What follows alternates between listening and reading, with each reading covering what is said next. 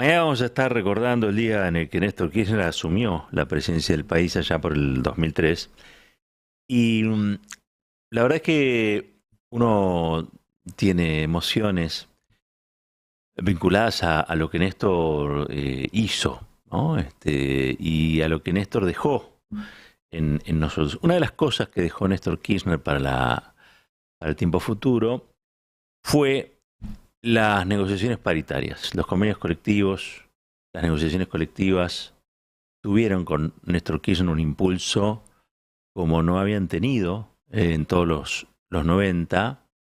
Y la verdad es que haber recuperado esos instrumentos para los trabajadores, las trabajadoras, para el movimiento obrero, fue también darle al sindicalismo argentino, que como ustedes saben tiene una identidad mayoritariamente peronista, herramientas para dignificar a sus afiliados. Eso fue una política pública de Néstor Kirchner que continuó Cristina después. Y ese momento en el que se empoderó al movimiento obrero a través de sus organizaciones y a través de estos instrumentos, las negociaciones colectivas, las paritarias, son los momentos de mayor empleo, de mayor salario y de mayor productividad que tuvo la Argentina en los últimos años. Esto para contradecir a aquellos que están permanentemente hablando de la flexibilización, ¿no? Al contrario, fueron aquellos momentos donde se respetaron los derechos del trabajador y la trabajadora, donde se respetaron los salarios dignos y donde se respetó a la representación sindical, que la Argentina recuperó trabajo, empleo, recuperó salario y también obtuvo índices de productividad enormes. Y esa es una decisión, y fue una decisión política de Néstor Kirchner. Y fue una decisión política que contradecía el manual neoliberal que había quedado como Biblia, ¿no? Prácticamente para toda la dirigencia política.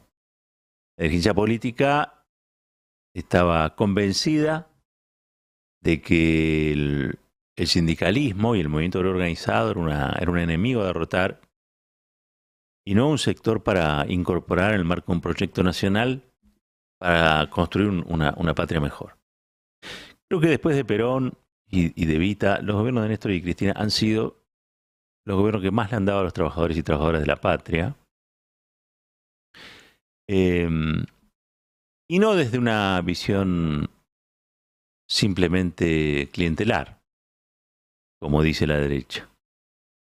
Por el contrario, es una relación tensa, es una relación interpelante, es una relación que a veces es más fluida, a veces menos fluida, pero en el mundo que imaginaron Néstor I y Cristina, o juntos, Néstor y Cristina Kirchner, los trabajadores y trabajadoras tienen un papel fundamental. Y ese papel fundamental es representar las aspiraciones de sus afiliados y sus afiliadas, que muchas veces se traducen en una opción puramente salarialista, porque pareciera ser que es el salario lo fundamental que ocupa la cabeza de trabajadores y trabajadoras, contradiciendo un poco la historia del movimiento obrero argentino, que es rico en demandas políticas, porque la conciencia gremial en la Argentina es una conciencia que va más allá de lo estrictamente gremial y avanza sobre el territorio de la política, porque este es un movimiento obrero, el argentino, capaz de poner presidentes y también capaz de sacarlos. El movimiento obrero organizado en la Argentina y el modelo sindical argentino es modelo en el mundo y es mirado con mucha atención, porque precisamente le da a trabajadores y trabajadoras una perspectiva que va más allá de lo estrictamente sectorial. Esto, por supuesto, no le gusta al neoliberalismo, no le gusta tampoco a los que pregonan un capitalismo salvaje, a los que defienden un capitalismo salvaje, y mucho menos a los voceros del capital, ¿no? En las relaciones en capital y trabajo hay intereses, y los intereses de los trabajadores y trabajadoras alguien los tiene que defender. Y Néstor y Cristina, como Perón y Evita antes, dijeron, che, los tienen que defender los sindicatos. Dicho esto, que mañana la CGT oficialmente como institución haya decidido no participar del acto en el que se van a celebrar los 20 años de la asunción de Néstor Kirchner a la presidencia del país, habla mucho de la situación en la que está la CGT. Habla de la situación de extravío en la que está la CGT. Yo sí tenemos ahí, en la entrevista que le hace Dugan a Cristina, ella recuerda cuál era la situación de la CGT cuando gobernaba Macri. A ver. En el año 19, cuando un día como hoy, un 18 de mayo como hoy, se vio y se escuchó aquel video donde lo proponía a Alberto como presidente, no fue algo porque sí o porque no nos alcanzaban los votos. No quiero recordar cuál era la situación. Muchos gobernadores, no todos, pero muchos gobernadores decían, se terminó el ciclo de Cristina, no puede ser, acá. La CGT, no se sabía si estaba con Macri o con el peronismo. Durísimo, diría acá el locutor de Durman. Sí, Durísimo. durísimo, pero verísimo. Durísimo, pero verísimo. Claro, durísimo, pero cierto. Así fue. Macri no hubiera podido hacer lo que hizo, el endeudamiento, la exclusión, la entrega de la soberanía, si la CGT se hubiera plantado, hubiera tenido una conducta antimacrista. La verdad que fue todo lo contrario. Y no quiero caerle a un sector en particular, vamos a hablar de la CGT en general. Le tienen más tirria a Cristina, que a Macri. Un poco por machirulos, pero otro poco también por concepción política. La concepción política de esta CGT, de la parte rolliza, que es la que conduce hoy, es que el capital es el que conduce y no la política. Son, en líneas generales, tipos que se llevan muy bien con las patronales de sus rubros. Casi diría yo que son como voceros de los patrones de sus rubros, ¿no? Cualquiera de ellos, cualquiera de los rollizos que hay en la CGT hoy.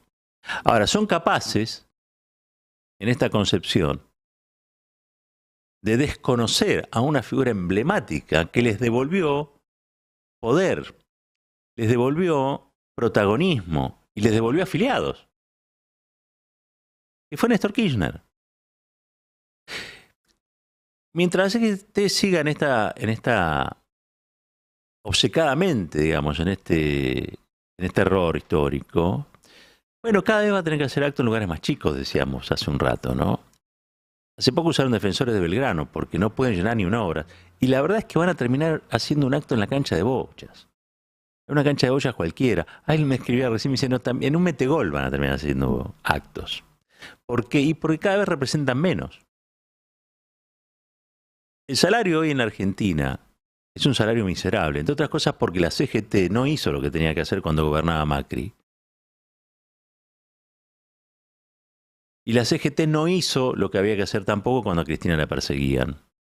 Y la CGT no hizo lo que tenía que hacer ahora, que el peronismo se empieza a organizar alrededor de la figura de Cristina como ordenadora de la batalla electoral, y la CGT pareciera que está permanentemente conspirando contra el propio peronismo. Miren, la condición de dirigente sindical de un gremio que está afiliado a la CGT no garantiza para nada que se sigan políticas en defensa de los trabajadores. Las políticas en defensa de los trabajadores las hicieron Néstor y las hizo Cristina. Y la verdad es que la CGT está en deuda con ellos. Y está en deuda con ellos por lo que pasó, pero también por lo que pasa.